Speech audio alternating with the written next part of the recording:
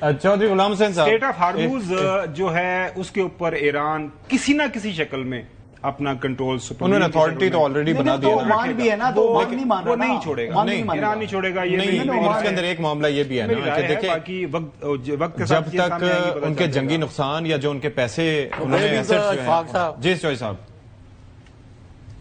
یہ بھی بہت بڑا ایشو ہے کہ مڈل ایسٹ کا کیا ہوگا کہ وہاں رنجی رونا جب مرضی وہ اسرائیل جو ہے وہ مظالم کرے، ان کو فلسطینیوں کو شہید کرتا جائے، ان کے علاقوں پر جا کے حملے کرتا رہے. یہ ایک میجر ایشو ہے لبنان کا، فلسطین کا، باقی ملکوں کا. اور آیا یعنی اسرائیل کے بھی ہاتھ کسی نے باندھنے ہیں یا اس کو بے لگام چھوڑنا ہے؟ چوہدری صاحب کل بات ہو چکی ہے اس پہ. ڈونلڈ ٹرمپ نے ایک تو وہ فون کال کا تذکرہ تھا، دوسرا اس سے پہلے ڈونلڈ ٹرمپ کا اسٹیٹمنٹ موجود ہے جس میں اس نے کہا کہ نیتن یاہو وہی کرے گا جو میں اسے کہوں گا. اور پھر ساتھ میں انہوں نے اپنی پاپولیرٹی کا بھی تذکرہ کیا تھا کہ جی میری پاپولیرٹی تو اتنی ہے کہ اگر آ جا کے میں وہ سنا دیں یہ کوئی بات sir I don't believe anything that he says. اسی لیے میں ان سے کہہ رہا ہوں کہ اگر امریکہ انشور بھی کرتا ہے کہ جنگ بندی نہیں کرنی، جنگ بندی کرنی ہے تو there has to be a mechanism for it نا. وی وونٹ ٹیک یا Iranians won't take his word for it. لیکن سنیں ذرا کیا کہا آپ نے. What have you said to Prime Minister Netanyahu about Iran and how long to hold off on strike? He's fine. He'll do whatever I want him to do. He's a very, very good man. He'll do whatever I want him to do, and he's a great guy. To me, he's a great guy. Don't forget, he was a wartime prime minister, and he's not treated right in Israel, in my opinion.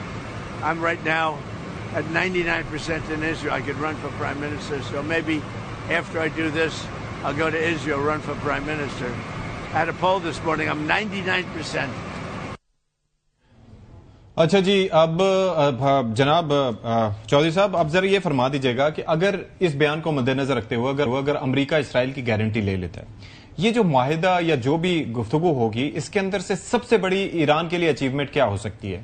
Nuclear معاملے پر ان کی سن لی جائے، جنگ کے جو نقصانات ہیں وہ پورے کر دیے جائیں، آبنائے ہرمز پر کسی نہ کسی طرح سے ان کا کنٹرول جس طرح سے ابھی انہوں نے ٹولز وغیرہ سے متعلق یا سپرویژن سے متعلق رکھا ہے وہ لے لیا جائے، یا آزاد تجارت کے لیے ان پر سے سینکشنز ہٹا دی جائیں کہ وہ کسی بھی ملک کے ساتھ فریلی ٹریڈ کر سکیں. سب سے بڑی اچیومنٹ ایران کی کیا ہو سکتی ہے؟ سب سے بڑی اچیومنٹ ایران کی ہو چکی ہے جب آپ when you were forced to agree to a ceasefire and extend it and sit next to Iran and accept it as a country independent of all kind of pressures. Iran کو تو میں کہتا ہوں اسلام پیش کرتی ہے پوری قوم اور بلکہ پوری دنیا کر رہی ہے کہ انہوں نے پورا ایک نقشہ بدل دیا ہے.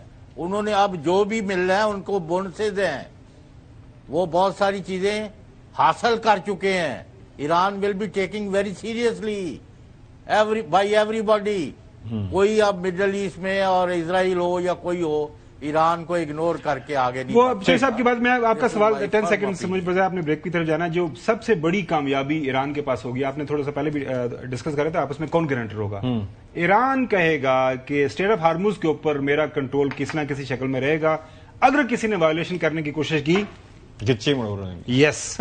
سو سب سے بڑی کامیابی ایران کی یہ ہوگی کہ وہ اسٹیٹ آف ہارموز کو وہ کسی صورت میں اپنے ہاتھ سے نہیں جانے. کریڈٹ پاکستان کا ہے، دوبارہ جنگ شروع ہونے والی تھی، پاکستان نے الحمدللہ اس جنگ کو دوبارہ روکا ہے. ٹھیک ہے. سی ڈی ایف کا، پاکستان کی جو ہماری جو لیڈرشپ ہے سیول کی اور ملٹری کی، دونوں جو ہے وہ قابل ستائش اور بہترین کام کیا پاکستان نے. ٹھیک ہے جی.